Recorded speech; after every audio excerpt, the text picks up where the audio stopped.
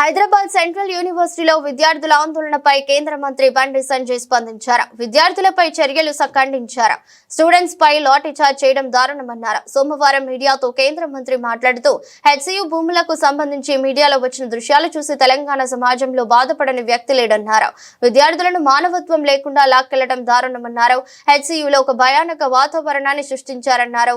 అమ్మాయిలను ఈడ్చుకెళ్తున్న వీడియోలు చూస్తే బాధేస్తుందన్నారు. భూములను ఎలా అమ్ముకుంటారని ప్రశ్నిస్తే ఇంతకు తెగిస్తారా అంటూ మండిపడ్డారు.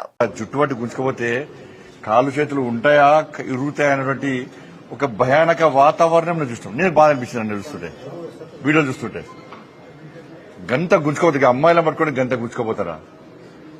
ఈడ్చుకోబోతున్నారు.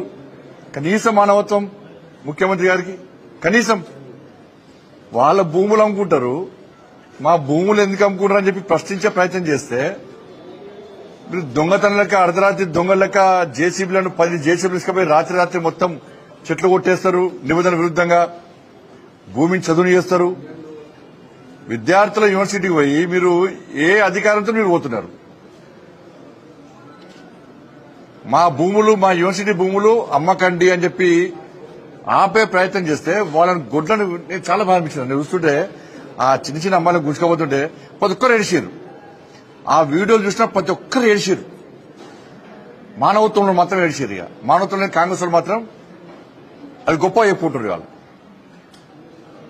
400 ఎకరాలు అమ్మి ఇవాళ మీరు రాష్ట్రాన్ని పాలిస్తారు, జీతాలు ఇస్తారు, మీరు పాలిస్తారు, అంతే కదా. ఎస్సీయూ భూములు అమ్మకుంటే ఇక పాలించే స్థితిలో లేదు తెలంగాణ రాష్ట్ర తెలంగాణలో కాంగ్రెస్ పార్టీ ప్రభుత్వం. ఎస్సీయూ భూములు అమ్మకుంటే తెలంగాణ రాష్ట్రాన్ని పాలించే స్థితిలో కాంగ్రెస్ ప్రభుత్వం లేదు.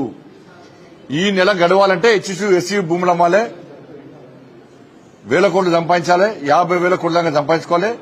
ఈ నెల 40 రోజులు తెలంగాణ రాష్ట్రాన్ని పాలించాలి. నెక్స్ట్ వాళ్ళు ఇంకో భూములు అమ్మాలి. అంటే రాబోయే తరాలకు ఒక గజం జాగ కూడా ఉంచే పరిస్థితిలో కాంగ్రెస్ పార్టీ ప్రభుత్వం లేదు. గజం జాగ ఉండేది రాబోయే తరాలకు. అన్నమేస్తారు. ఇక